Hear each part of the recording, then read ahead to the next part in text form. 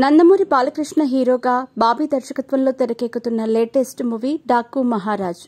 సితారా entertainments banner పై నాగవంశీ నిర్మిస్తున్న ఈ cinema Sankranti కానుకగా జనవరి 12న ప్రేక్షకుల ముందుకు రానుంది. ఇప్పటికే సినిమా నుంచి రిలీజ్ చేసిన టీజర్ సాంగ్ మంచి రెస్పాన్స్ అందుకుంది. రిలీజ్ టైం దగ్గర పడటంతో మూవీ టీం ప్రమోషన్స్ వేగవంతం చేసింది.